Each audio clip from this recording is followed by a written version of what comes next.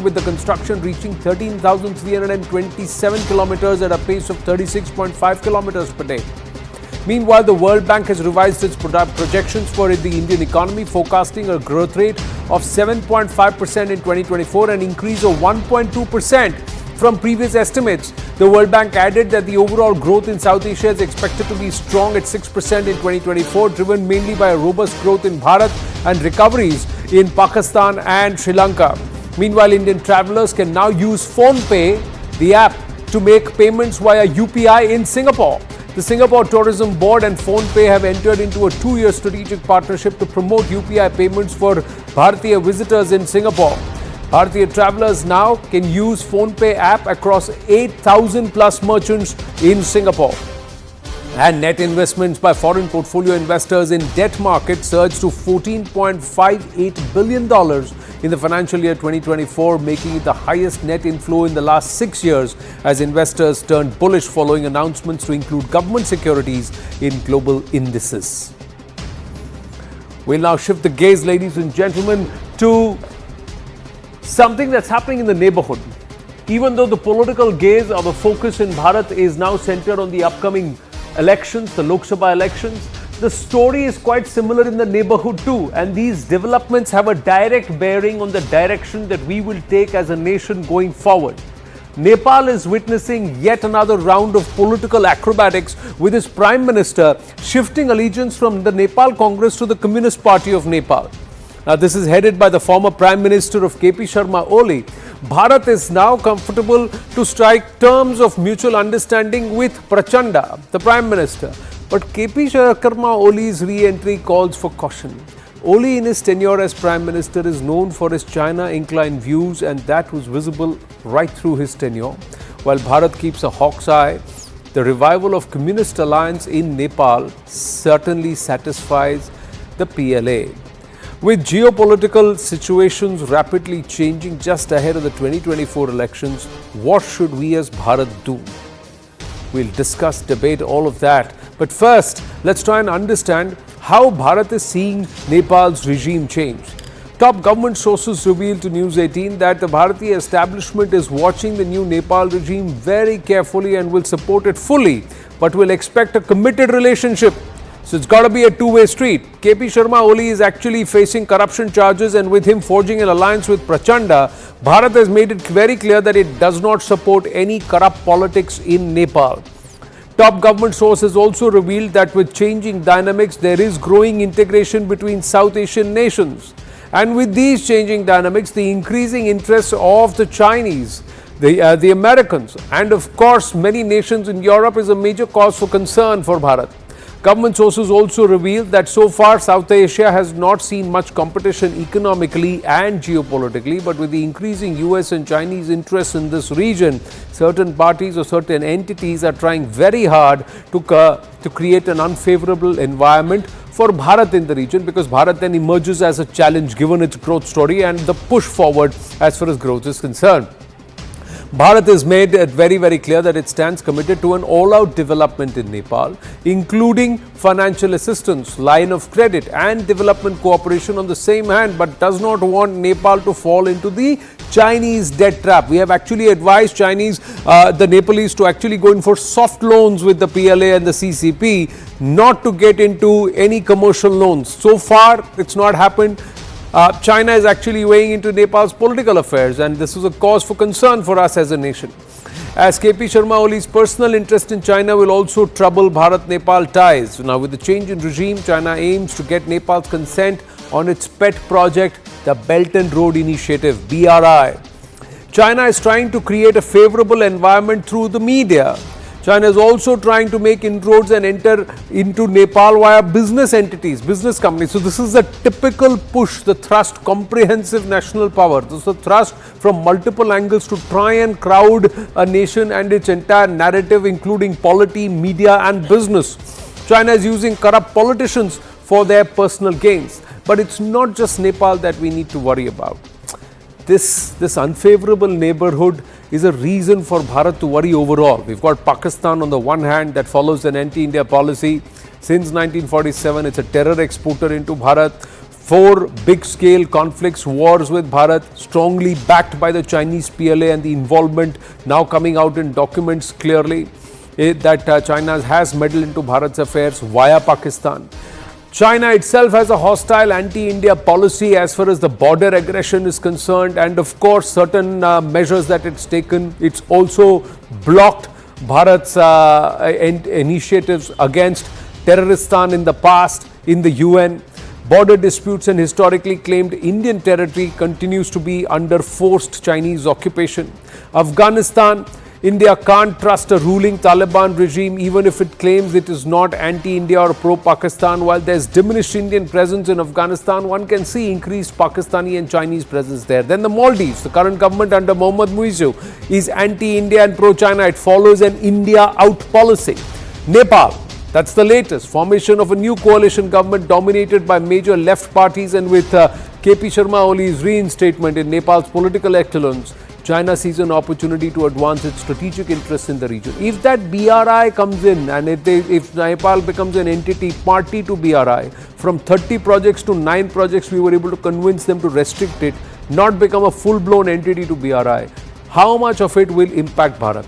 Then there is KP Sharma Oli and Chinese interests, and how much will they then seep in closer to Bharatiya boundaries? These are big questions. Professor Swaran Singh, School of International Studies, JNU, joins us. Yuvraj Gimire, journalist from Nepal, will be joining us in a bit.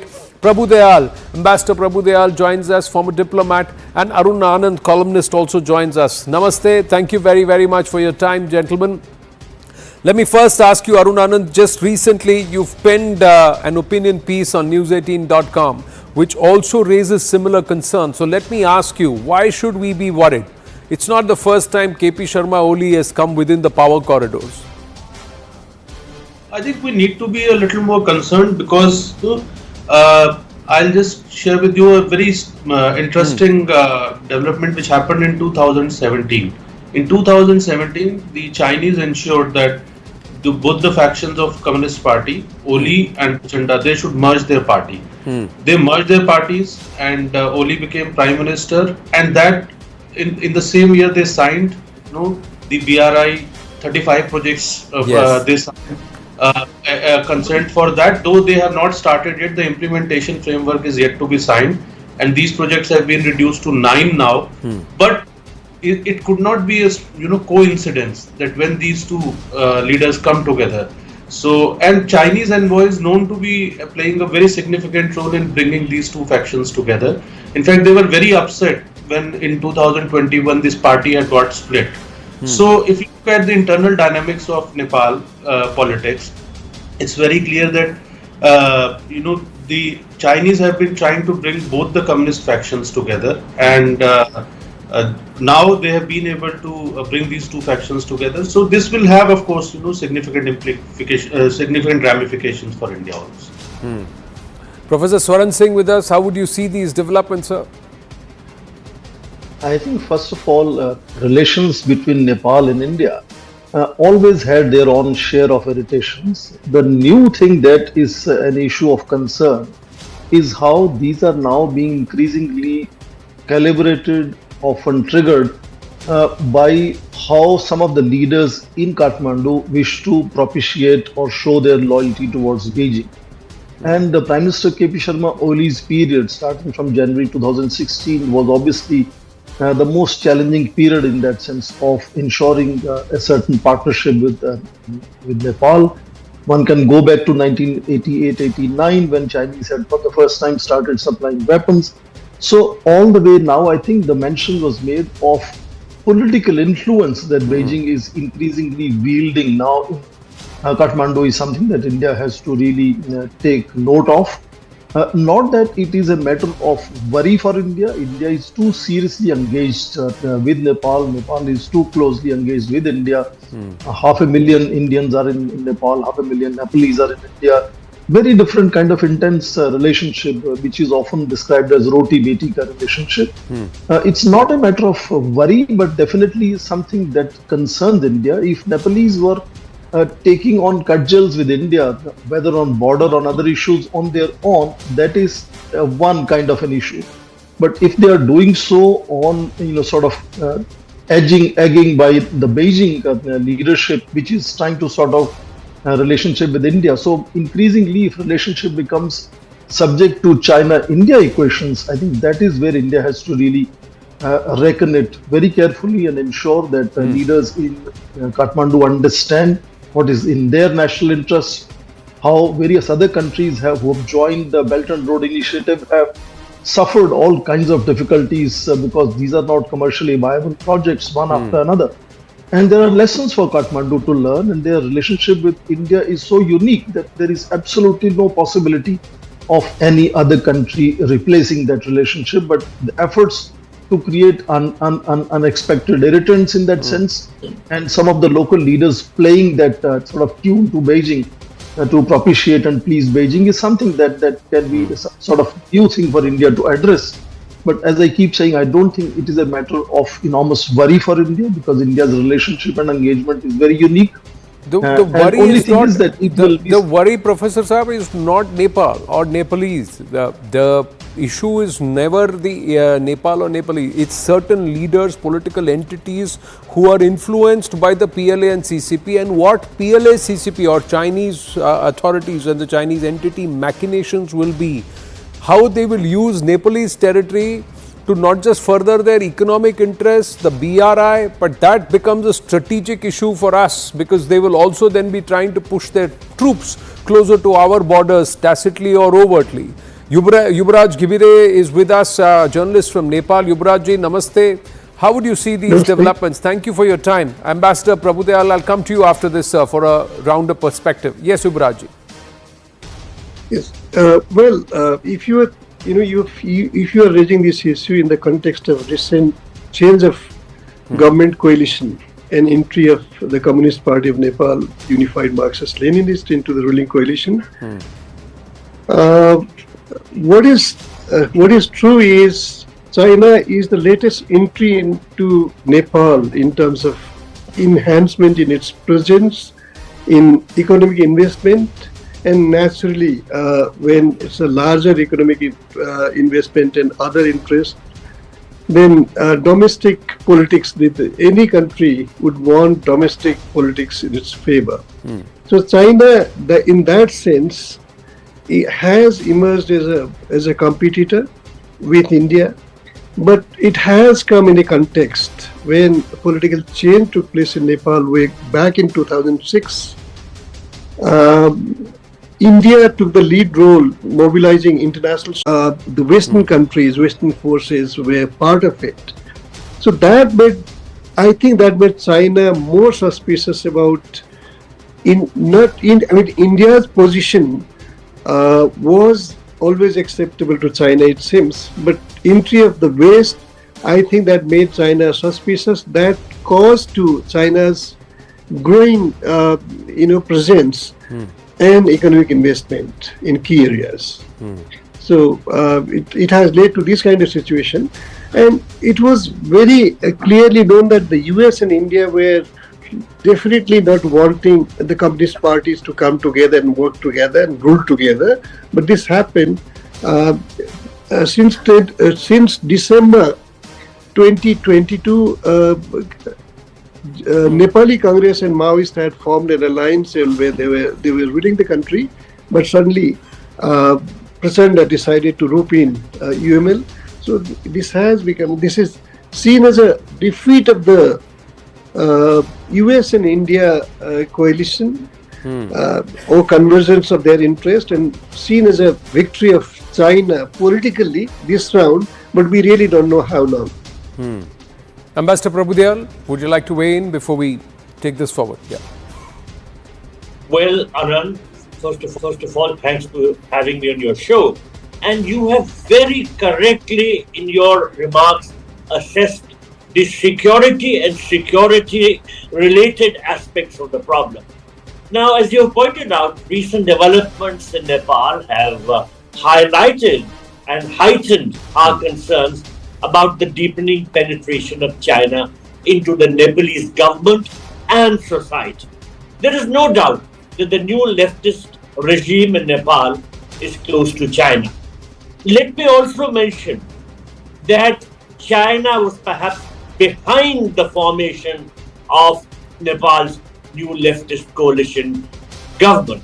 And it was behind the ouster of the Nepali Congress from the alliance with Nepal's Prime Minister, Mr. Prachanda.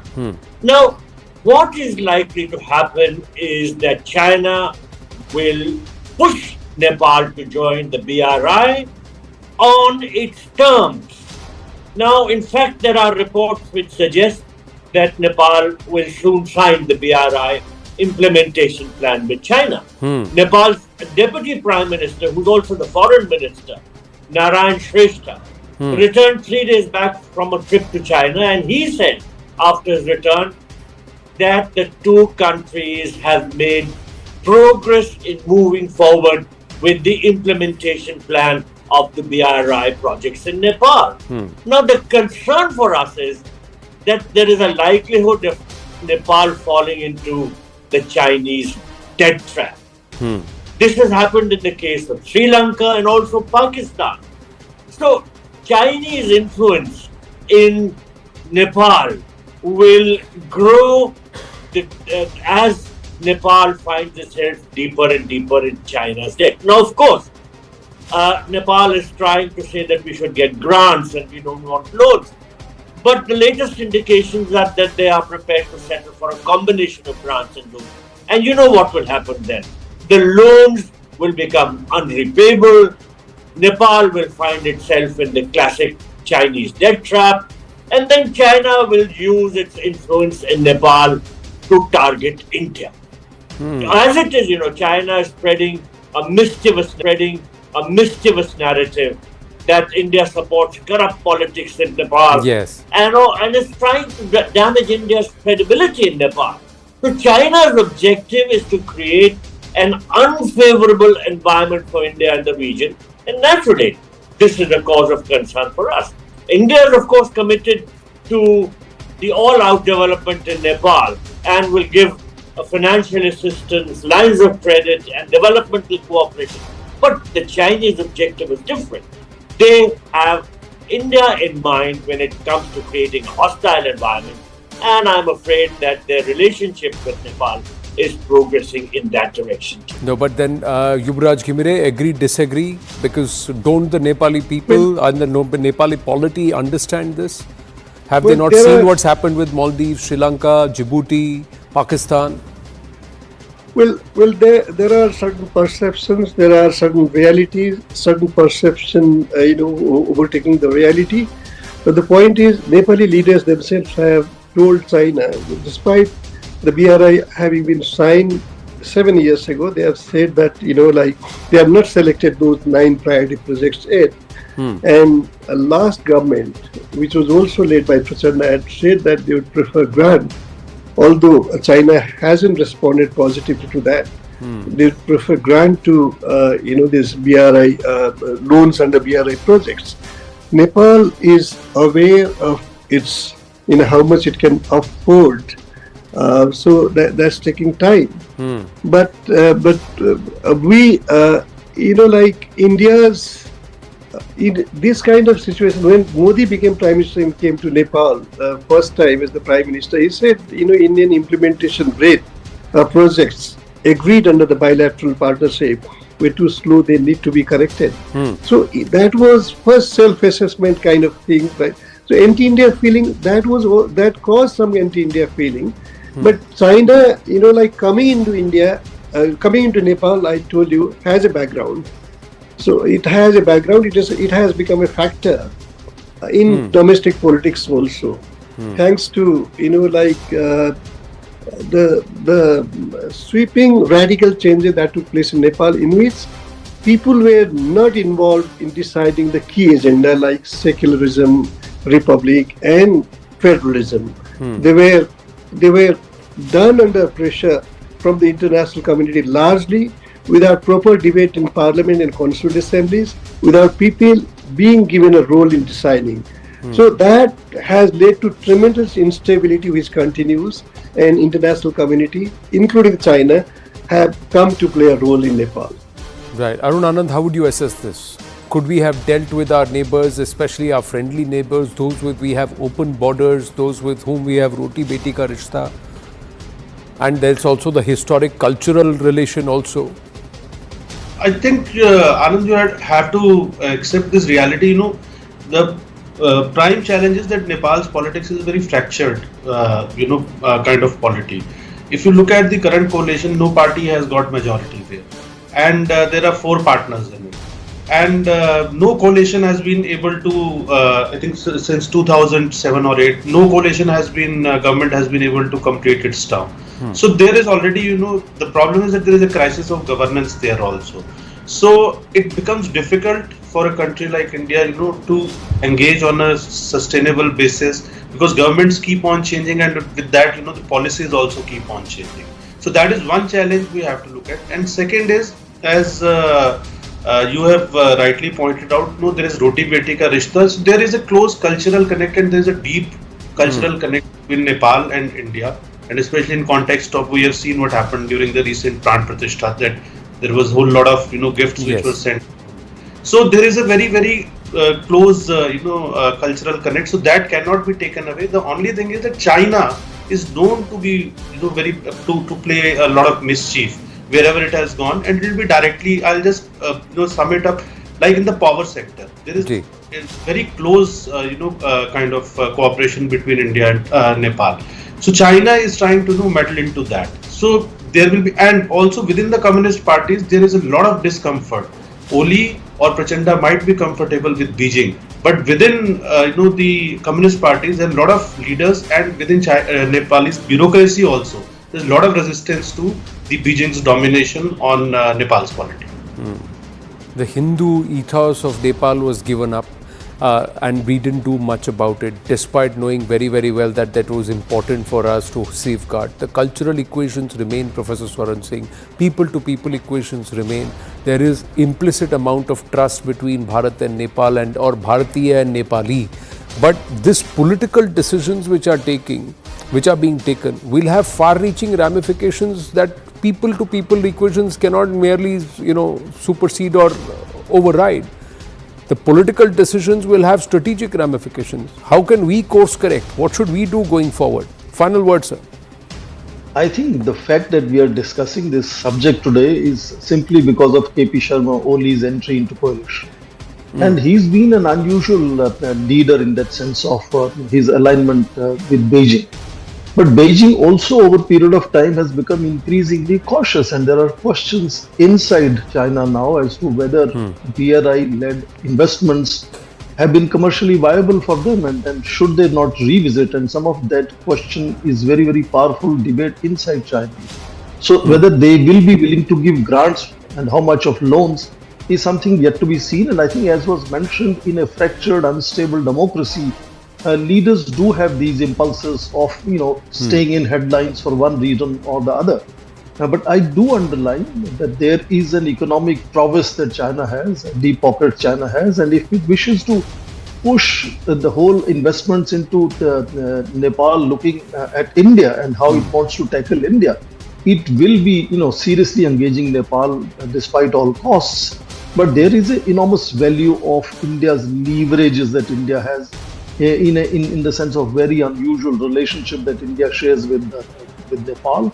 Nepalese leaders and people, I suppose, will fully understand the costs attached of how India will become increasingly cautious, could redesign the template of relationship with Nepal, and that's going to be also enormously costly.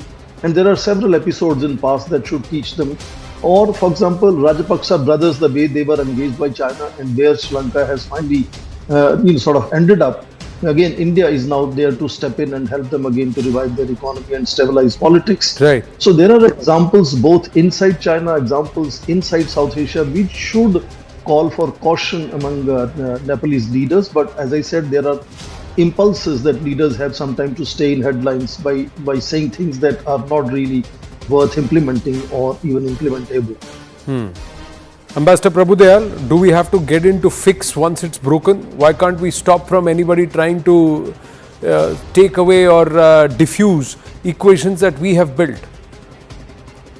Well, it is because China is mischievous.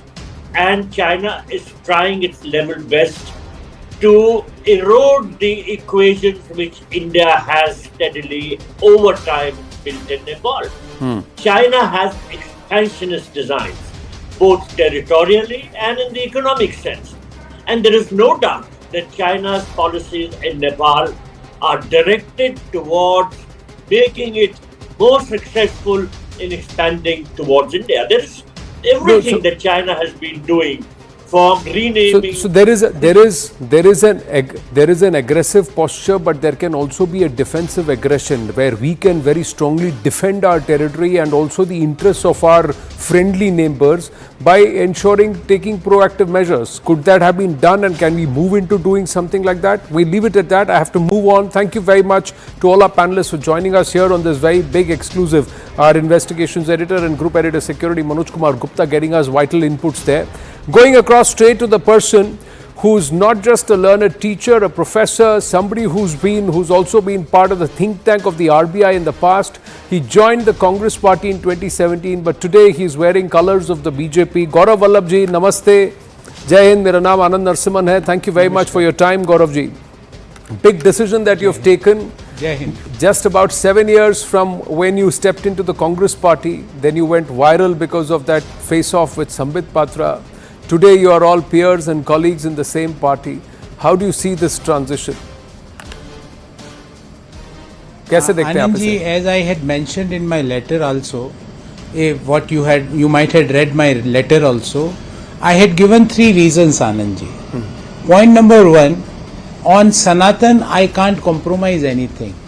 When Congress party's leaders and its allies are making anti-Sanatan statements and Congress party is silent, it means you are silently accepting that. I can't be a silent approver for all those things. Point number 2, when Bhagwan Shri Ram's Pran Pratishtha invitation was given to Congress party, they are giving in writing that they will not attend. In last 3-4 months, I went to all senior leaders of the Congress party and I said this stand, forget about political pluses or minus. This stand is something like a paap, and I don't want to be a part of a paap or sin. And last but not least, Anand ji, I am a student of economics. Ji. I am telling Congress party day in and day out that right now we are opposing the liberalization, privatization and globalization policies which were given to us under the P.V. Narasimha Rao's government, under the finance ministry of Dr. Manmohan Singh. Congress party is abusing every wealth creator of the country. I am asking all your viewers, is generating wealth a paap in our country? If somebody generate wealth by applying capital and by applying his idea, is this a sin? Why? How can we say that all wealth creators are absolutely wrong?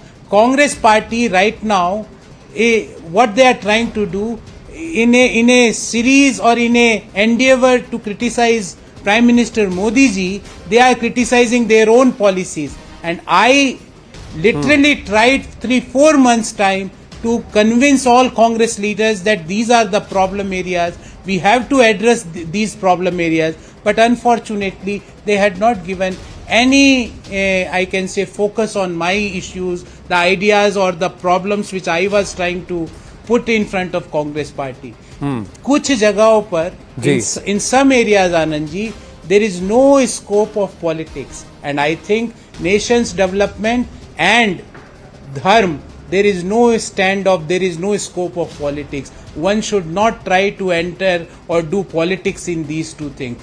That is the reason you might have read that in my election speeches also, I used to start Vande Mataram Jai Siya Ram. And it is not from today. For last so many years I am doing. Yes. For me, nation is my first mandatory condition. For me, second is Prabhu Shri Ram and all my Devi Devta on which I believe.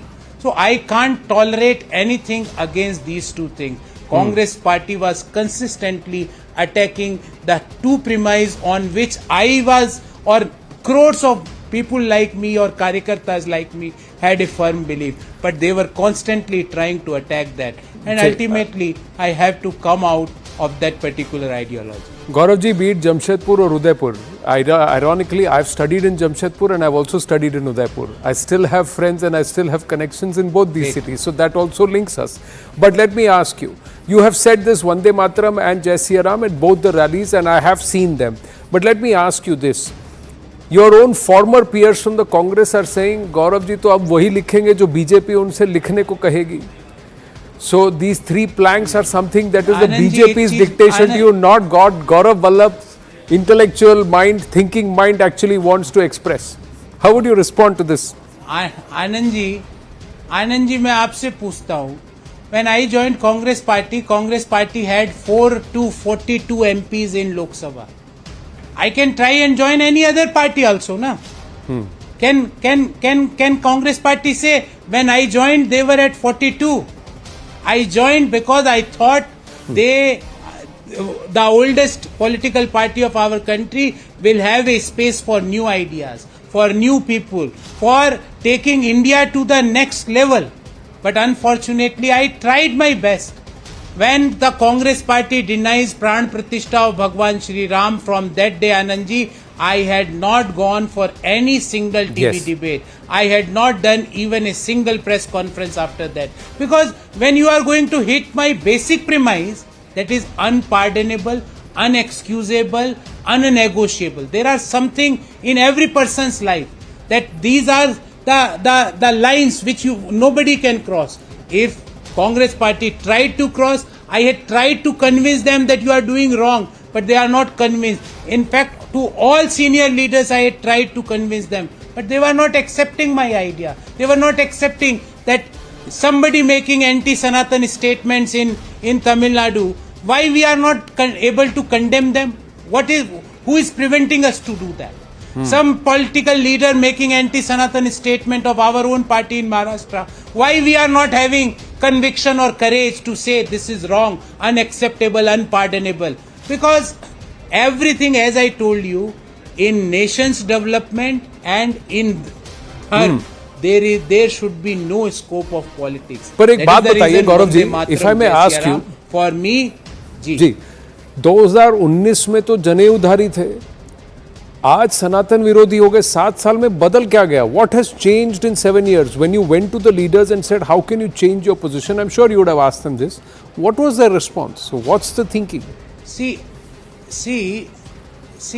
I tried to, and I don't want to name because that is unethical on my part to name and to share the issues which were there when I was part of Congress Party. Right. But I can tell you, to each and every senior leader, I had tried to tell them that if somebody making anti-Sanatan statement, if somebody is abusing Bhagwan Shri Ram, making abuses like Bhagwan Ram to Masari the, Bhagwan Ram to Kalpnik the, these things are unacceptable and unpardonable for me. And crores of Congress workers had a belief on this ideology. तो मैंने बार बार बोला, भगवान राम का निमंत्रण आनंद जी मुझे तो मिला नहीं जी, पर जिन लोगों को मिला वो लोग लिखित में दे रहे हम नहीं जाएंगे. अरे भैया नहीं जाओगे तो 3 महीने हो गए, अब चले जाते, क्यों नहीं गए? Why? I am asking them. I tried कि अब चले जाओ, अभी भी नहीं जाएंगे, क्यों नहीं जाओगे भाई? लिबरलाइजेशन का विरोध करेंगे. अरे डॉक्टर मनमोहन सिंह की नीति का विरोध कर रहे हो. हम हर डिसइन्वेस्टमेंट को क्वेश्चन उठाएंगे. I am asking, I tried to convince many leaders of Congress party कि एयर इंडिया के डिसइन्वेस्टमेंट का विरोध मत करो. Abusing every corporate house is not the Congress's strategy, was not the strategy of Dr. Manmohan Singh or P.V. Narasimha Rao. But unfortunately, what I tried to tell, they had neglected all those things. So I am not having any other option to leave Congress Party and to join a political party who believe that nation's development is the first thing and dharmic and the dharm ki raksha is the second thing. So these are two mandatory conditions, unnegotiable, unpardonable, unexcusable conditions for me. That is the reason I joined. So इसमें कोई आपका व्यक्तिगत लोभ नहीं है. There is no personal interest. There is no promise that's been made for Gourav Vallabh ji to join just on the cusp of Lok Sabha elections. So I'm asking you. आप बताइए आनंद जी, 42 लोकसभा सीटें थी कांग्रेस पार्टी का, मैंने join किया, क्या व्यक्तिगत लालच के लिए किया।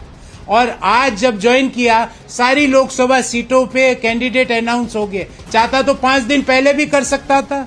I might had joined five days back, but I had not done that. I had not done that because I am not here for the lust of power. And for lot of people used to say, अरे ED और CBI के डर से। मेरे पास भगवान की दया से आनंद जी, मैं तो एक टीचर हूँ, मेरे पास एक आयोटा भी केस नहीं है। तुम अगर मैं 42 एमपीज वाली पार्टी ज्वाइन किया, आज जब भारतीय जनता पार्टी ने सारे कैंडिडेट्स अनाउंस कर दिए उसके बाद ज्वाइन किया, मैं पावर की लस्ट से काम नहीं करता हूं। अगर मैं करता तो 42 सांसदों वाली पार्टी ज्वाइन नहीं करता।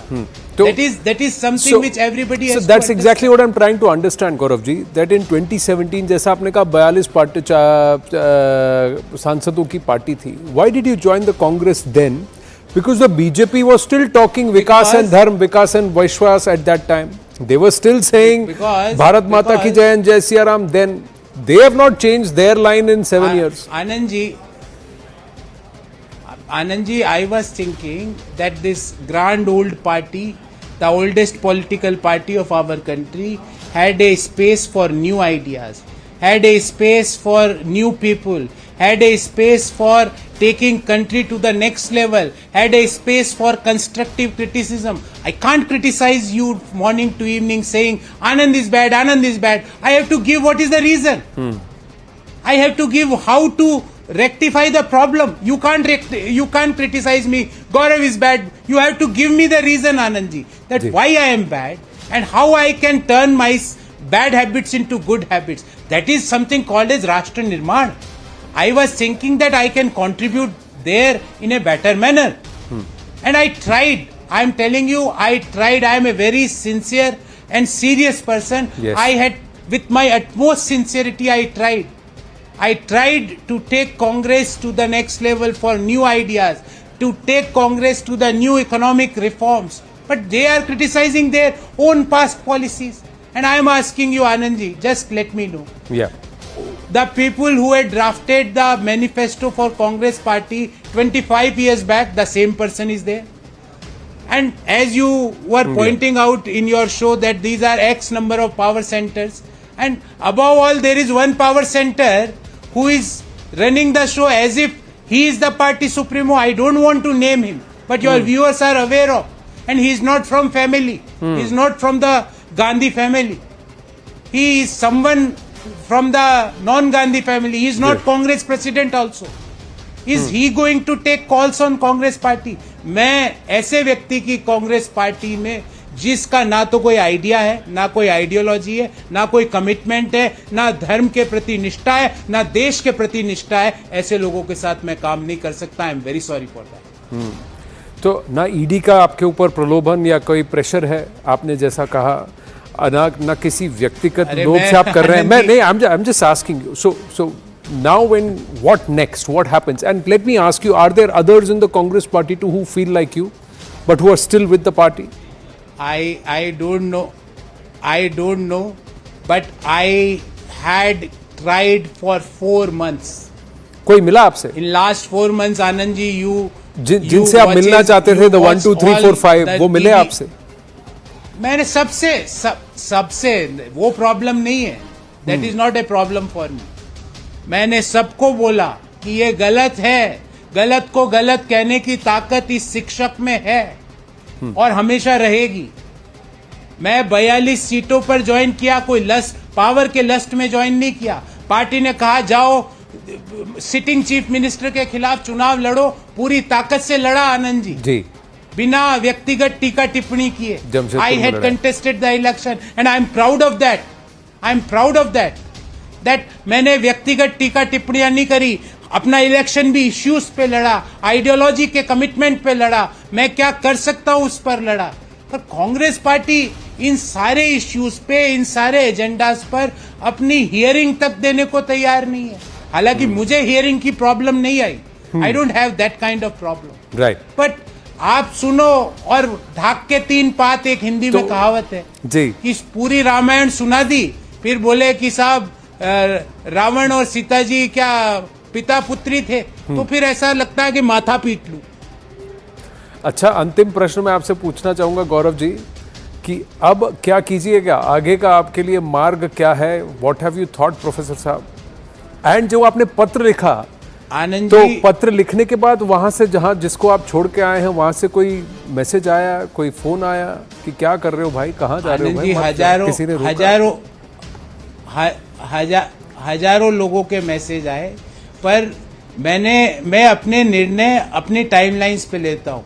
मैंने 4 माह तक हर व्यक्ति को जाके कन्विंस करने का प्रयास किया। मैंने आपको बोला कि मैं पावर के लस्ट में निर्णय नहीं ले रहा हूँ। I am not taking any decision in the lust of power. Otherwise 5-10 दिन पहले लेता तो कोशिश करता कोई टिकट भी मिले, पर मैंने नहीं किया। मैं तो कर सकता था ना Anand ji. The things were with me for last 10 days also. तो कई लोगों के फोन आए, मान मुनव्वल भी हुआ, पर जब मैंने अपना निर्णय कर लिया कि अब मेरा आगे का क्या रोल है, वो मैं आपको एक लाइन में बता दूं कि मेरा आगे का role 2047 2047 the dream of Prime Minister Narendra Modi ji to make India a developed nation.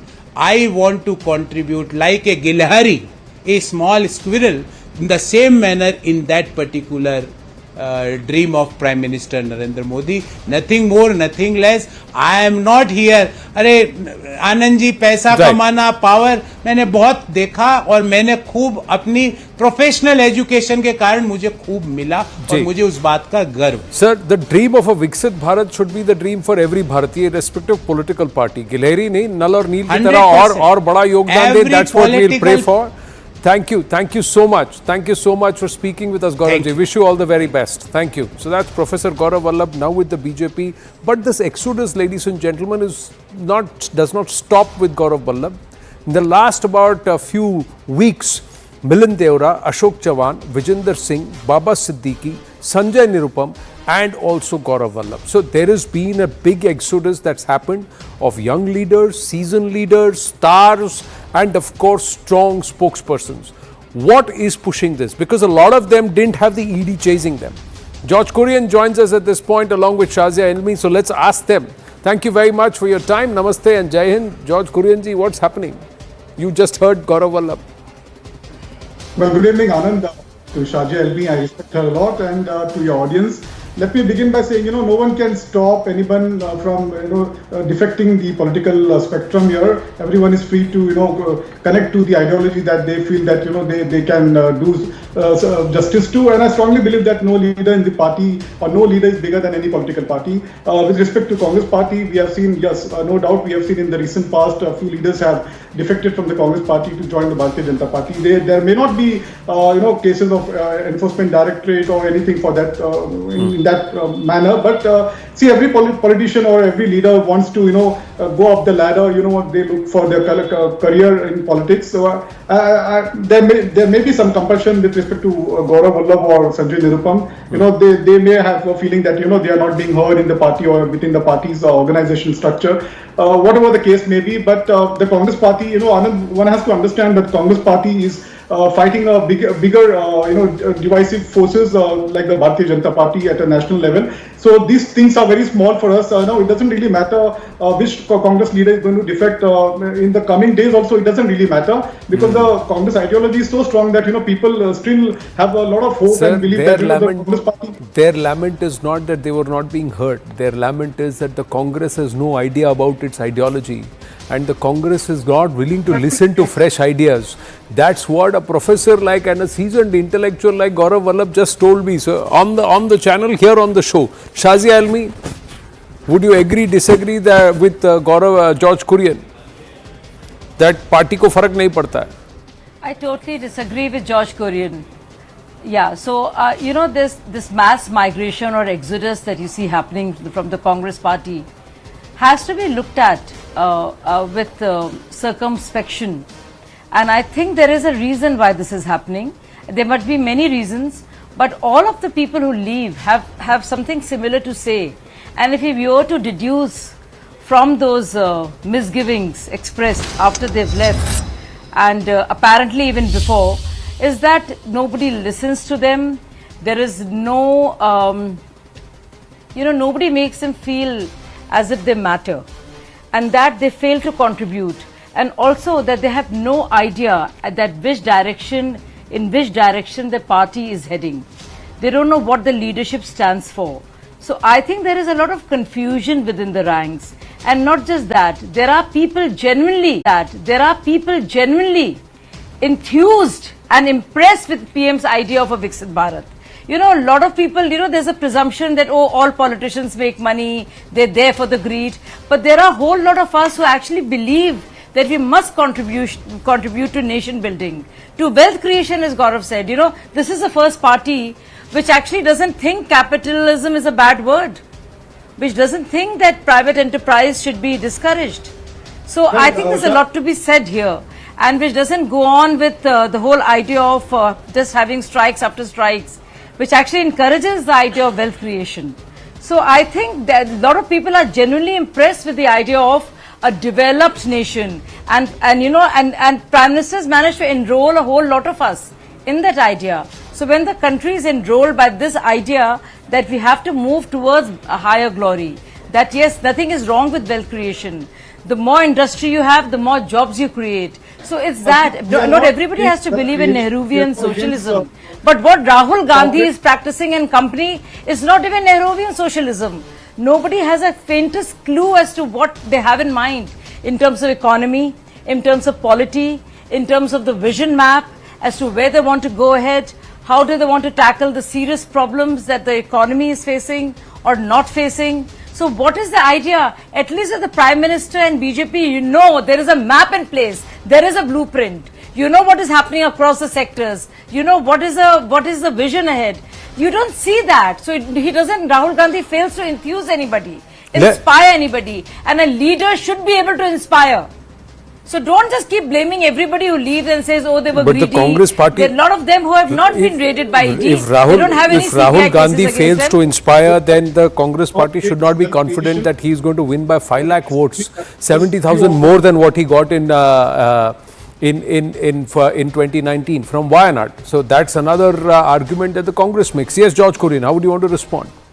Well, all I want to say to your audience is that, and also to rebut to Shahjia, that the Congress party is not against wealth creators or for that matter policies with liberalization or privatization, things like that. The Congress party is against a few crony capitalists holding all the contracts and getting all the contracts and things like that. So this is what the Congress party is against. The Congress party wants to ensure that MSMEs also flourish in this country. We have a bigger roadmap for the country. We have an inclusive roadmap carrying all the sections of the society, be it Yuva, Shramik, Kisan, Nari and Nexidari. So we have a 25 guarantees that we have laid down, and we are confident that we will leave it to the wisdom of the people to decide as to whom they want to, on which side of the so there is guarantee, there is Yuva, there is Kisan, there is Nari, and there is the Hissedari. That means those who are the Garib. So this is exactly what Prime Minister Narendra Modi has spoken about as guarantee and these 4 pillars. So are you reading the BJP's probable manifesto, or are you reading the Congress's manifesto that is going to be released tomorrow?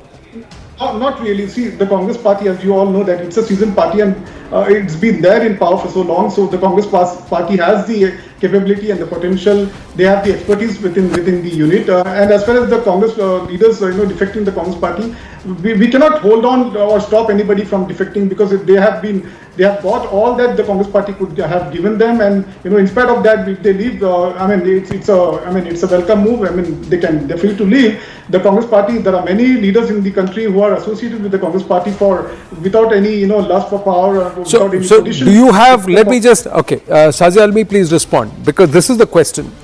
Have more people joined the Congress party, or have more people left it? Have more people joined the BJP, or have more people left it? Shahjia Almi. Well, the answer to that. Everybody knows the answer to that. And I don't want to sound mean or disparaging when I speak like this, with all respect to George. But George, there has to be a sense of introspection as to why this is happening. there is an elephant in the room and nobody wants to look at it. Nobody wants to talk about it. But this elephant is huge. Not even an Indian elephant, but an African elephant at that. But you just want to look away. And I don't know why you're compelled to feel this way. What is the fear of calling something out?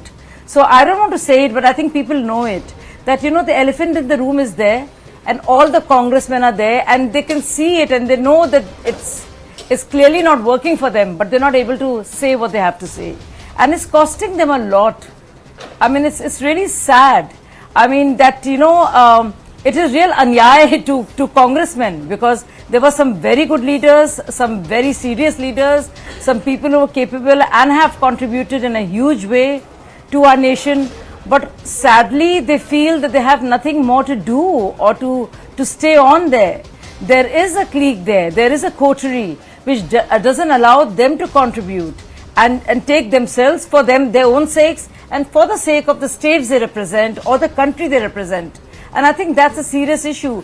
The idea of a leadership, a leader being able to enthuse and inspire is very important. Is extremely important. Are you moved, inspired by the leader who you are supposed to follow? I think it's an important question. And somewhere the whole idea of leadership, there's a big question mark. Today Sanjay Nirupam talked about 5 centers of leadership. Yes. Did you hear what Sanjay Nirupam said? 5 blocks, he said. I mean, it's really unfortunate. He's spelling it out. He said there are 5 blocks within the Congress party. party. How does that work? And 3 of them are the same family. That's what he said. There are 5 blocks within the Congress party and 3 of them are in the same family and they themselves don't see eye to eye and they have their own coterie and their own blocks and each block is working to diffuse the other. That's what Sanjay Nirupam said, and that was a reference that Gourav Vallabh also made a reference to George Kurian. But the fact is, sir, he had made another point in his letter, and that was directed at a certain person who's currently in jail number 2 of Tihar jail. They said this was the person who lampooned the Congress party, who was responsible for calling so many names for so many Congress party leaders, and today that very party and those very leaders are standing there in his support. How can you even do that is a question that he asked. Well, Anand, I really appreciate the concern that, Shahji has just raised about the Congress party, that the elephant in the room. We are unaware of, I would like to make it clear that the Congress party is capable, it understands the organizational structure, how it functions. There are certain things, there are voices of dissent within the Congress party, no doubt, I agree with that. But the Congress party cannot cater to every leader's opinion. We have a free, the organization, within the organization, one is free to keep their point of view. But it's not important or necessary that the Congress party will adhere to that, because they will definitely hear your grievances with respect to policies or be it the organizational structure and things like that. But we have to understand that the Congress party is fighting bigger evil with respect to national interest, national security and things like that. We all understand that there's growing inflation in the country, growing unemployment in the country, and being women security, women empowerment, the Kisan, the youth, and so things like that. So on a broader spectrum, we strongly believe that we will leave it to the people and the wisdom of the voters to take a call on these 2024 elections, because we understand it is a very big election for the people at large in India with respect to democracy and the Constitution of India and things like that. So it's a big election for Bharat, sir, but perhaps it's a bigger election for the existence or Chitya, which I say that the reason for existence or identity of the grand old party of Bharat too. That is something that should not be lost. And if you were reading perhaps the draft of the Congress manifesto, 25 guarantees, 4 planks that include Yuva, Mahila and the poor along with the Kisan or farmer, then how is it going to be very, very different from what the BJP has been promising? These are questions that remain, but more importantly, if there was so much belief and so much substance in the Congress party, will intellectuals, strong leaders, stalwarts, and of course stars, will they move out? That's the big question. Thank you very much. Have to wind up. Have run out of time, compelled to take a short break. Thank you very much. Stay with us here on CNN News 18 on the right stand.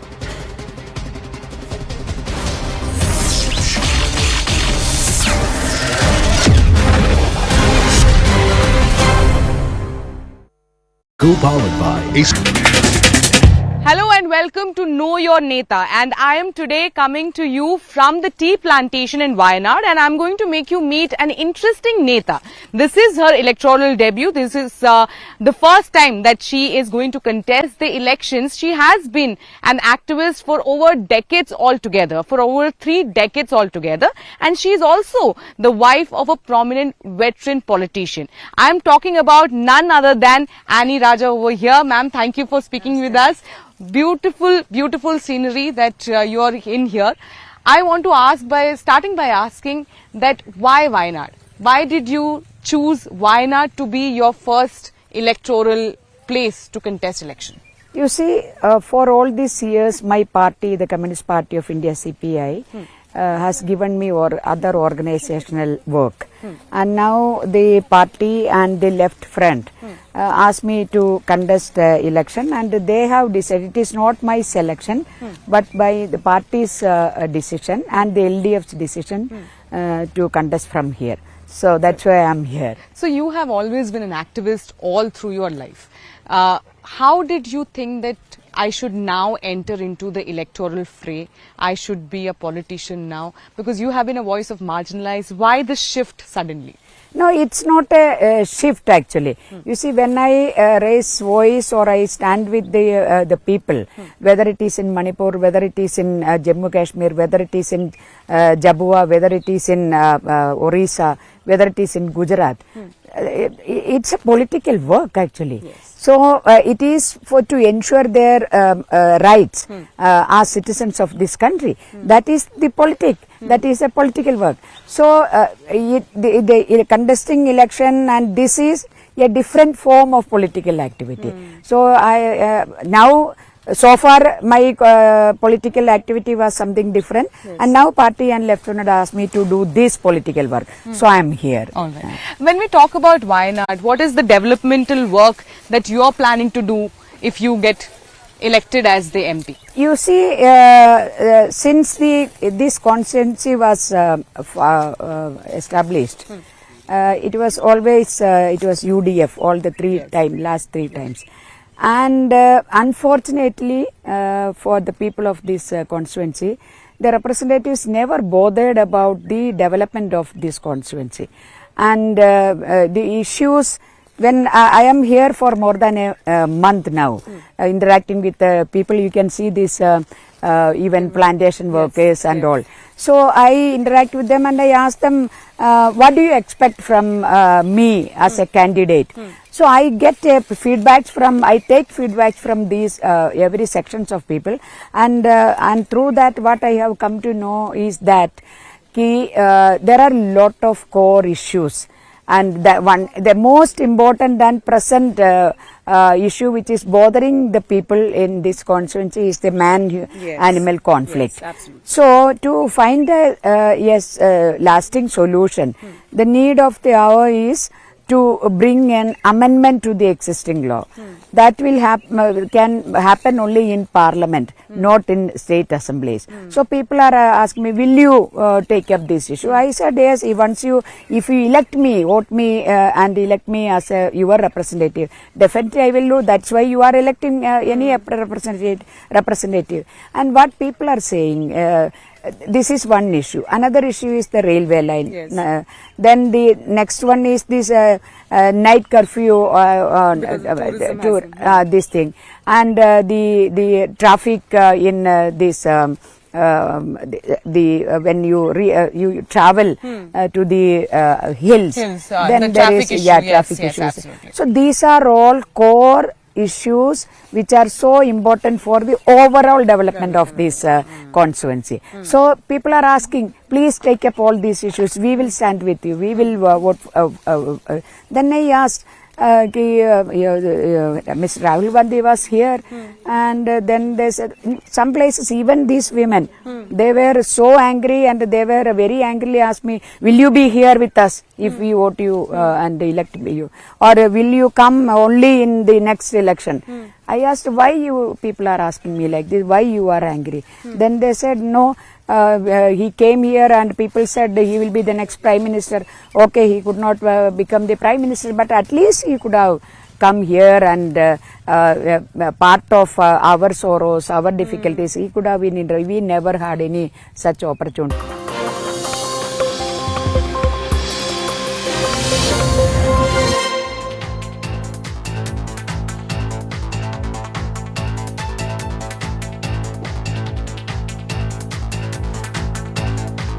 Good evening, this is Brass Tacks. I'm Zaka Jacob. There's been a long line, an exodus, if you will, of leaders from the Congress party towards the BJP. And it's been going on for a number of years now. If you go back 4-5 years ago, the likes of Jyotiraditya Scindia, RPN Singh, Jitin Prasada, and now more recently in the last few days, you've had Vijinder Singh, Sanjay Nirupam, and even a Gourav Vallabh who's jumped ship from the Congress to the BJP.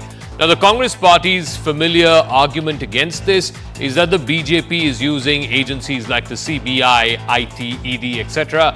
to scare many of their candidates and many of their leaders into joining the BJP. And why